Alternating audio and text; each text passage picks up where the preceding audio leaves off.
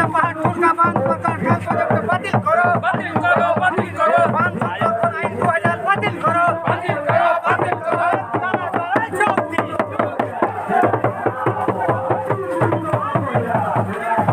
আজকে এই মধ্যম বর্ষায় চাষের কাজ ছেড়ে জেলার বিভিন্ন জায়গা থেকে, বিভিন্ন গ্রাম থেকে, অন্যান্য জেলা থেকেও আজকে হঠাৎ অযোধ্যার রাঙ্গা ফুটবল ময়দানে উপস্থিত হয়েছি আমরা এক বিক্ষোভের জন্য। পিছনে একটা ব্যাকগ্রাউন্ডে একটা নোটিশ দেখানো যাচ্ছে, যে নোটিশটা আমাদের পুরুলিয়ার ডিওপো সাহেব জারি করেছেন। অযোধ্যার উপরে যে সমস্ত জলবিদ্যুৎ কেন্দ্রগুলো তৈরি করার পরিকল্পনা নিয়েছে সরকার, তার মধ্যে অন্যতম হচ্ছে ঠুড়গা জলবিদ্যুৎ কেন্দ্র, তার গাছ কাটার জন্য নোটিশ। এর বিরুদ্ধে আজকে আমাদের এই প্রতিবাদ সরাসরি অযোধ্যা পাহাড়ের উপরে। পরবর্তী প্রতিবাদ আমাদের আগামী 22শে আগস্ট পুরুলিয়া ডাইরেক্ট ডিএফও দপ্তরে। আচ্ছা, আজকে যে আপনারা প্রতিবাদ করছেন পাওয়ার প্রজেক্টের এগেইনস্টে, প্রতিবাদের আপনাদের কারণটা কি? সিম্পল, কোন মতে অযোধ্যা পাহাড়ের একটা গাছকে প্রজেক্টের নামে হত্যা করতে দিচ্ছি না। অযোধ্যায় থাকা বন্যপ্রাণের বাসস্থানকে ধ্বংস করতে দিচ্ছি না, এইটাই প্রতিবাদ। আচ্ছা, মনে হচ্ছে যে এখানে যদি গাছ কাটা যায়, এটা অন্য কোথাও লাগিয়ে দেওয়া হবে।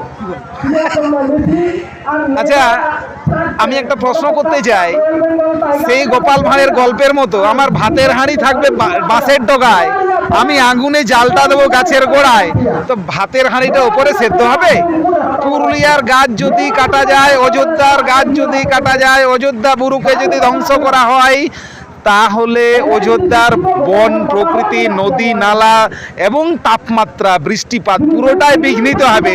সেখানে যদি জলদাপাড়াতে, উত্তরবঙ্গের গরুমারাতে গাছ লাগানো হয়, পুরুলিয়াবাসীর লাভ হবে না।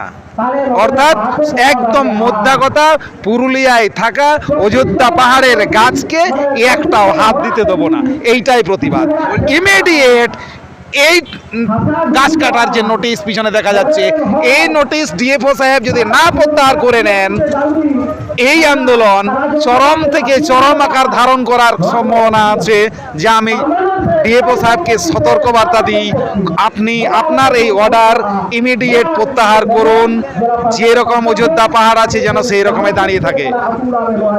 আপনারা বিশেষ করে আদিবাসী সংগঠন, আপনাদের তো অনেক এমএলএ আদিবাসী রয়েছে, তারা কি এই কাজটা কোনোদিন বিরোধিতা করেছে?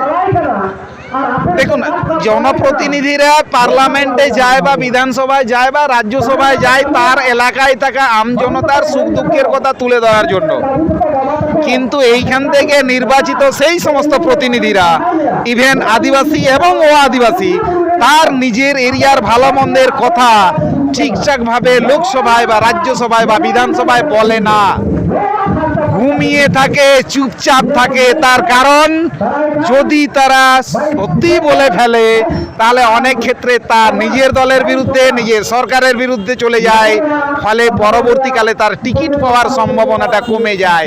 পরের বারের টিকিটটাকে কনফার্ম করার জন্য মুখে সেলোটেপ লাগিয়ে বসে থাকে পিছনে। সরকার অলরেডি ইন্ডিয়ানের প্রথম পর্যায়ে কাজ শুরু করে দিয়েছে, এটা পরে কি বলবো? প্রথম পর্যায়ে শুরু করেছিল যা আইনত পুরোটাই মানে কি বলবো অন্যায্য। তার কারণ এই ঠুড়গা আন্দোলন 2018-তে সিঙ্গেল বেঞ্চে কেস হয়ে আছে, ডিভিশন বেঞ্চ পর্যন্ত চলে গেছে। ডিভিশন বেঞ্চের রায়ের কপিতে পরিষ্কার লেখা আছে যদি প্রজেক্ট করতে হয় স্থানীয় গ্রাম সভার পারমিশন সাপেক্ষ। অথচ ডিএফও সাহেব অযোধ্যা পাহাড়ে থাকা ঠুড়গা এরিয়ার কোনো গ্রাম সভার সঙ্গে একবারও মিট করেননি, কথা বলার প্রয়োজন মনে করেননি। অর্থাৎ 2006 আইন, 2006 বনাধিকার আইনের ভেতরে যা লেখা আছে সেটা উনি অমান্য করেছেন, গায়ের জোরে টেন্ডার নোটিশটা ঝুলিয়েছেন। এরই প্রতিবাদ করতে আজকে এই সারনা ডাহিতে আমরা হাজির হয়েছি। কোনো নয়, বাস্তবায়ন হয় কখনোই নয়। এনিহাও অযোধ্যা পাহাড়কে রক্ষা করব, প্রয়োজনে যদি হয়, বাকিটা বললাম না, বুঝে নেন।